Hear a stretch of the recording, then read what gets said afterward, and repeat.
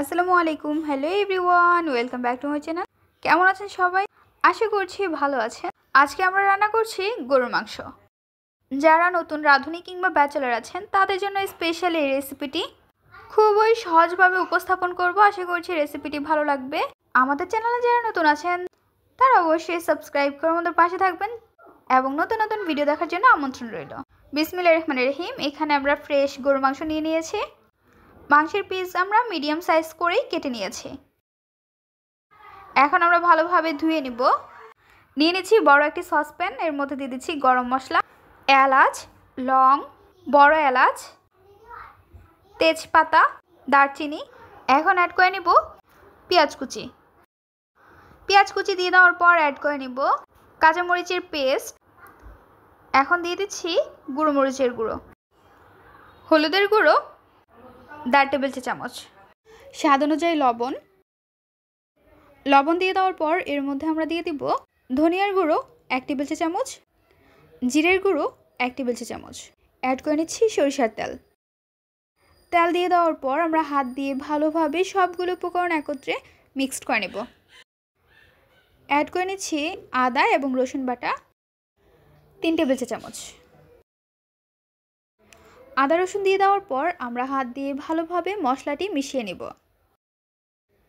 মিশিয়ে নিয়ে নেওয়ার পর এর মধ্যে আমরা গরুর মাংস অ্যাড করে নেব। গরুর মাংসটি দিয়ে দেওয়ার পর হাত দিয়ে ভালোভাবে আবারও মশলার সাথে মিশিয়ে নেব।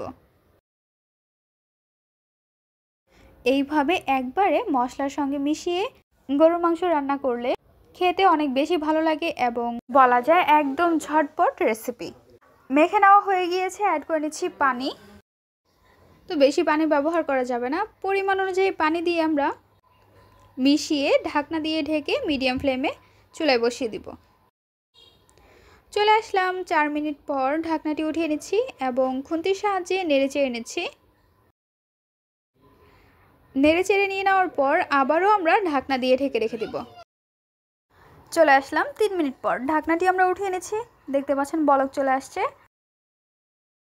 তো খুন্তি দিয়ে নেড়ে চেড়ে নিচ্ছি। নেড়ে চেড়ে নিয়ে নেওয়ার পর আবারও আমরা ঢাকনা দিয়ে ঢেকে রেখে দিব। চলে আসলাম 7 মিনিট পর। এর মাঝখানেও আমরা অনেকবার গরুর মাংসটি নেড়ে চেড়ে ভালোভাবে কষিয়ে নিয়েছি। ভিডিওগুলো আমরা স্কিপ করেছি যেহেতু গরুর মাংস রান্না করতে একটু বেশি সময় লাগে। গরুর মাংস প্রায় রান্না করা হয়ে গিয়েছে। 2 থেকে 3 মিনিট পর চুলাটি অফ করে আমরা গরুর মাংসটি পরিবেশন করে নিব।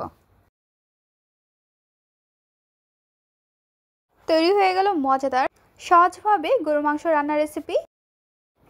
মাংস রান্নার রেসিপি আপনাদের কাছে কেমন লেগেছে তা অবশ্যই জানিয়ে দিবেন কমেন্টের মাধ্যমে।